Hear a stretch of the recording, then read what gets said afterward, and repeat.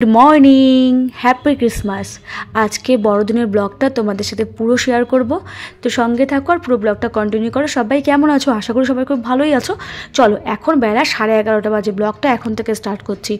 घुमेर थेके उठे कुट्टुसके खाइये दिएछि आजके डालिया, माने ओर ठाम्मा दिएछिलो। आर आमार अवस्था देखो एलोकेशिर मतन, एखन घुमेर थेके उठे काजकर्म शुरू करेछि और कुट्टुस खेला करছে। चलो जाওয়া যাক সোজা রান্নাঘরে। রান্নাঘরে গিয়ে আমার তো পুরো মাথায় হাত। কেন বলো তো? আমি প্রতিদিন ভাবি রান্নাঘরটা রাতেই ক্লিন করে তারপরে ঘুমাবো, কিন্তু দিনের শেষে রাতে যখন অনেক রাত হয়ে যায় আর ইচ্ছা করে না, তখন মাথায় হাত দিয়ে পরের দিন সকালবেলার জন্য অপেক্ষা করি কখন এগুলো ক্লিন করব। যাই হোক, চলো ঝটপট করে রান্নাঘরটাকে ক্লিন করা যাক। আজকে তো বড়দিনের স্পেশাল ব্লগ তোমাদের জন্য তো রইলই। কী করলাম, কী কেনাকাটা করলাম আর কী খেলাম, সব মিলিয়ে জমজমাটি আজকের ব্লগটা। যে যেখান থেকে ব্লগটা দেখছো বলবো স্কিপ না করে পুরো ভিডিওটা দেখো। আর যারা আমার কন্টিনিউ ব্লগটা দেখো তাদেরকে অসংখ্য ধন্যবাদ। আর তোমাদের একটা কথা বলি, তোমাদের অনেক নতুন বন্ধু আমার কাছে এসে বলছো দিদি আমাকে বন্ধু করে নাও। তাদেরকে বলবো তোমাদের অবশ্যই বন্ধু করব, কিন্তু তোমরা আমার ব্লগগুলো আগে দেখো, অবশ্যই তোমাদেরকে বন্ধু করে নেব। এরই মধ্যে কুট্টুস খাইলো কিশমিশ। একটা কাজ করতে করতে একটা কাজে মানে আবদার হয়ে যায়, মা এটা দাও, মা ওটা দাও। রান্নাঘরে আসলেও শান্তি নেই, বাসন ভর্তি পড়ে আছে, সেগুলোকে বেসিন থেকে না পরিষ্কার করা পর্যন্ত আমি শান্তি পাচ্ছি না। ঠান্ডাটা বেশ ভালোই পড়ে গেছে, তাই ডিম সেদ্ধ বসিয়ে দিয়েছি। কি এখনই সবগুলো খেয়ে নেবো? না, ডিম সেদ্ধটা একটা কুট্টুসকে দেবো আর দুটো আমি রান্না করব।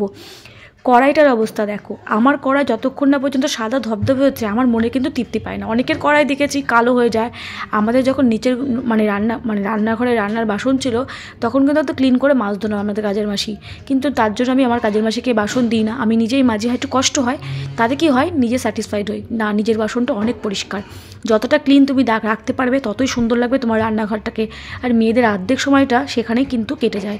রান্নাঘরটা মেয়েদের কাছে বলতে পারো একটা সমস্ত কিছু, থাকার ঘর, শোয়ার ঘর, ঘুমানোর ঘর, খাওয়ার ঘর, A to Z। এমনকি সেজেগুজেও কিন্তু আমরা অনেক সময় রান্নাঘরে চলে যাই, কারণ কিছু রান্নাঘরে কাজে লেগে যায়। ভাত বসিয়ে দিলাম। চাল দেখে কেউ ভয় পেয়ে যেও না, কারণ খাই আমি আর মা, আমি আর ছেলে। আর নতুন আলু এবার কিনে নিয়ে এসছে এই প্রথম, এই বছরে নতুন আলু ফার্স্ট খাবো। নতুন আলু খেতে তোমরা কারা কারা ভালোবাসো? আমার তো ভালোই লাগে, তবে কী বলো তো, নতুন আলু কিন্তু একটু শক্ত হয়, মানে ভেঙে আসে, পুরনো আলুর মতন চট করে গলে যায় না। যাই হোক, আমার আলুটাও তো নিয়ে নিলাম। কি করব, আলু দিয়ে ডিম দিয়ে ঝোল করব।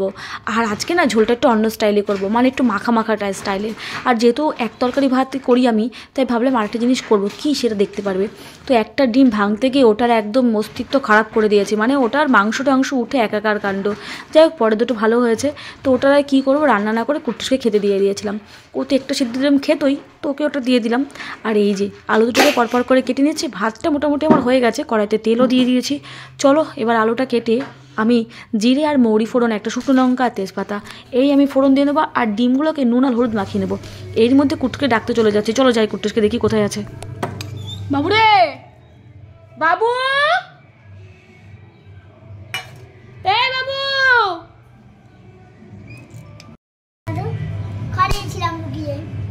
দেখতে পারি তুমি?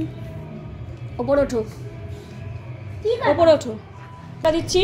হাত যেন অন্য কোথাও নামেতে হয়, মনে থাকবে। আসলে তোমাদের বললাম না যে ডিমটা ওকে খেতে দেবো, তাই ডিমটা দিতে গিয়েছিলাম।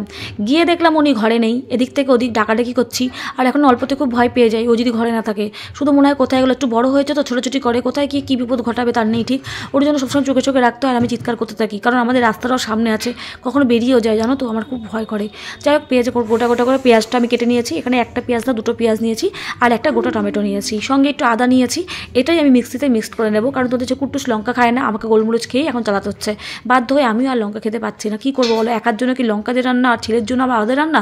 ও মাই গড, হতেই পারে না এটা, আমি এটা কখনোই করতে পারি না। দেখো একদম গাঢ় মশলা হয়ে গেছে। তো এটা যখন কষে যাবে না, দেখতে দারুণ লাগবে। আর এই যে অর্ধ বেগুনটা দেখতে পাচ্ছ, গতকাল আমি এই অর্ধ বেগুনটা দিয়ে ভাজা খেয়েছিলাম। আর এই অর্ধেক বেগুনটা কী করব সেটাই তোমাদের কাছে রেসিপিটা থাকবে। না বলে দিতেই পারি, অবশ্যই বলতে পারি। আসলে এই বেগুনটা দিয়ে ভাবছি, প্রতিদিন তো নর্মালি বেগুন ভাজা খাই, আজকে ভাবছি এই বেগুনটা দিয়ে আমি একটু বেসন ছিল অল্প একটু, সেই বেসনটাকে গুলিয়ে নিয়েছি, ব্যাটারের মতন করে এটা চুবিয়ে দিয়ে ভাজবো। বেগুনটা নরমও হবে আর ব্যাটারের একটা স্বাদও পাবে। তো কুট্টুস কিন্তু এটা খেতে বেশ ভালোই বেসেছে, আমিও ভালো খেয়েছি। আজকে দুপুরে রান্নাটা বেশ ভালো হয়েছে, কিন্তু দুঃখের বিষয় একটু নুন হয়ে গেছিলো আমার ডিমের ঝোলে, বুঝতেই পারিনি। যাই হোক, মা ছেলে বলে খাবো, কেউ তো আর অন্য কেউ খাবে না যে নিন্দে আসটা করবে। চলো, গুড ইভিনিং ফ্রেন্ডস, এখন ইভিনিং টাইম। বাবা ইভিনিং টাইমে একদম রেডি হয়ে নিয়েছি। আরে বড়দিনের মেলা বলে কথা। আর তুমি তো জানো যে যারা যারা জানো না তারাও জানো, যারা জানো তারা তো জানো যে আমি নদিয়া ডিস্ট্রিক্টের কৃষ্ণনগরে থাকি, আর কৃষ্ণনগরে চার্চ তো আছেই। তো সেখানে যাচ্ছি 25 ডিসেম্বর পালন করতে, ছেলে আর আমি। তো চলো রেডি হয়ে নিয়েছি। আর এই যে নাচানাচি কেন করছিলাম, কারণ আমাদের বাড়ির সামনে বিশাল বড় একটা গোশালা করেছে আর বড় লাইটিং করেছে, সেখানে বক্স বাজছে, তাই ওই গানের গানে একটু নাচ করলাম। আর নিচে এসে দেখি আমাদের আশেপাশে প্রচুর খ্রিস্টান আছে, তারা আমাদের বাড়িতে কিন্তু প্রত্যেকবার তাদের নিজস্ব বাড়িতে বানানো কেক, তারপরে যে রোস্ট কেক, কমলালেবু, হ্যাঁ এইসব ভুজিয়ার প্যাকেট ওরা দিয়েই থাকে। আর এবারও তাই দিয়েছে। দেখো আর এই কেকগুলো কিন্তু বাড়িতে বানানো হয়, খেতে কিন্তু অসাধারণ হয়, এগুলো দোকানের মতন হয় না। তো এই যে বাড়ির সামনে লাইটিং দেখতেই পাচ্ছ, শুরু হয়ে গেছে জমজমাটি বড়দিনের মেলা। তো চলো আমাদের বাড়ির সামনে প্রথমে গোছালাটা তোমাদের দেখিয়ে নিয়ে আসছে। আর কুট্টুস বারবার এখানে আসছে, আর পাড়ার ছেলে মেয়েগুলো নাচানাচি করছে। তো আমি বললাম তোরা নাচ, দেখতে তোদের ভালোই লাগছে, সবাই নাচানাচি করছিল। আর এখানে কুট্টুস একটু পরপরে আসতে চায়, তো ছোট মানুষ যেহেতু রাস্তার সামনে সবাই তো আর বুঝবে না, তো আমি অতটা আসতে দিই না ওকে, কারণ কখন কি বিপদ ঘটে যাবে সেটা তো জানোই তোমরা, যে ঘরের মধ্যে আমি একা থাকি কখন বিপদ ঘটবে তার কোনো ঠিক নেই। তো চলো এবার বেরিয়ে কুট্টুসকে নিয়ে যাই। এখন প্রায় 7:30 পর্যন্ত বেজে গেছে, তো রাতই হয়ে গেছিলো। আর ভিড়ের মানে অফুরন্ত ভিড়, মানে সেই ভিড় কাকে বলে। আমি আজ কুট্টুসকে হাত ধরবো, ক্যামেরা করবো নাকি তোমাদের সাথে শেয়ার করবো, যাক ওরই মধ্যে যতটুকুনি পেরেছি তোমাদের সাথে শেয়ার করার জন্য আমি অল্প অল্পগুলো ক্লিপ তুলেছি। তো দেখো সবাই এখানে পুরো খ্রিস্টান পাড়া, আর এখানে দেখো প্রত্যেকের বাড়িতে কিন্তু স্টাইল ঝুলিয়েছে, লাইটিং করেছে, বেশ ভালো লাগলো দেখতে। এই পুরো গলিতে কিন্তু সবাই খ্রিস্টান। তো আমাদের কৃষ্ণনগরে কিন্তু প্রচুর খ্রিস্টান আছে, তোমরা যারা জানো না অবশ্যই কিন্তু জানো, যারা জানো তারা তো জানোই। তো এখানে দেখো কি সুন্দর একটা গোশালা করেছে, দারুণ ডিজাইন করেছে। এখানে যীশুখ্রিস্টর ছোট্ট গোশালার মধ্যে শুয়ে আছে, প্রচুর ভেড়া আছে, আর ভিড় উপচে পড়া ভিড় মানুষ, মানে মানুষ তো শুধু মানে শুধু কৃষ্ণনগরে না, বাইরে থেকে আসে। এখানে কিছু তাজা ফুল একদম বিক্রি হচ্ছিলো, তার সঙ্গে ফল।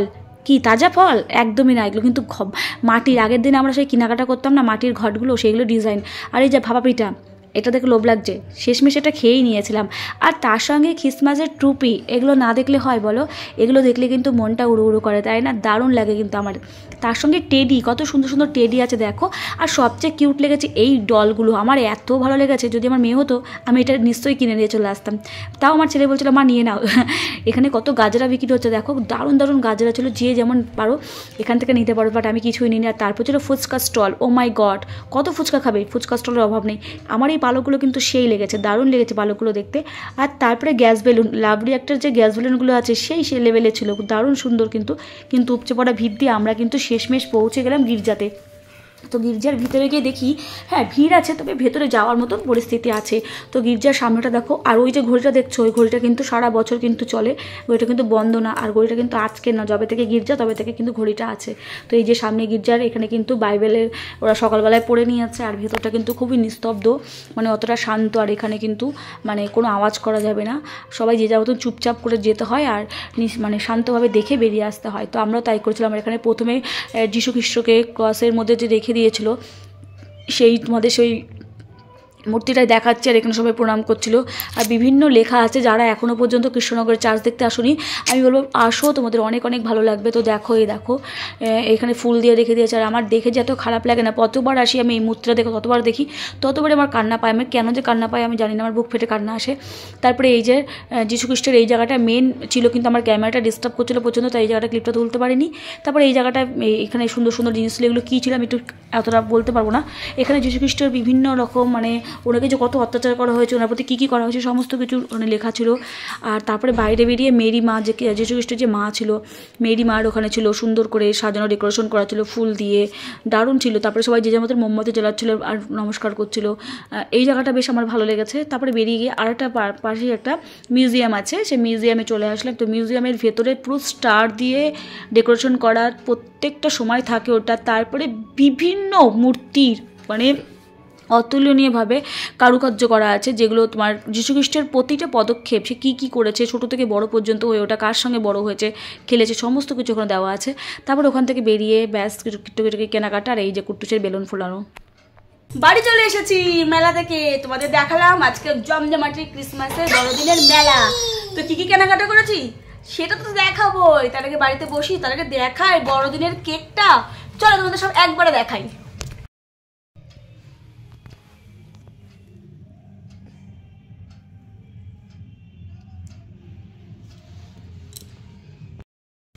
তো চলো তোমাদের তো এক ঝলক দেখিয়ে দিলাম, তো এখন তোমাদের দেখাই আলটিমেট কি কিনে এসেছি।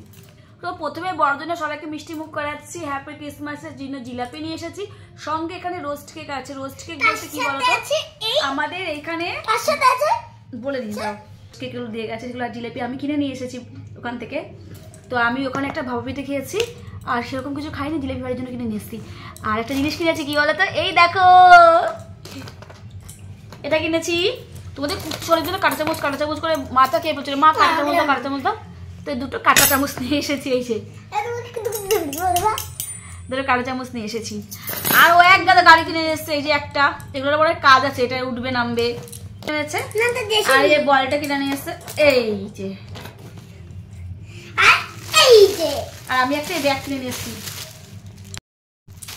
তো এই ব্যাগটার রেট কত হতে পারে তোমরা আইডিয়া করে বলো, ঠিক আছে? এই ব্যাগটা কেমন হয়েছে আর এই ব্যাগটার দাম কত হতে পারে, যদি সঠিক করে বলতে পারো নেক্সট কমেন্টে তোমাদেরকে আমি নেক্সট ব্লগে বলে দেবো। যদি তোমরা কমেন্ট করো এই ব্যাগটার দাম কত হতে পারে, ঠিক আছে? ব্যাগটা কিন্তু বেশ সুন্দর, সামনে একটা চেন আছে, আর চেনগুলো বেশ ইজি, আমি চেনগুলো ইজি দেখেই নিয়ে এসেছি। চেন তোমাদের ভিডিওটা আজকে ভালো লেগেছে, ভিডিওটা টানবো না, তো তোমাদের সঙ্গে আজকে টাটা। নেক্সট ভিডিও খুব তাড়াতাড়ি আসছে তোমাদের কাছে। গুড নাইট, আর সবাইকে হ্যাপি ক্রিসমাস।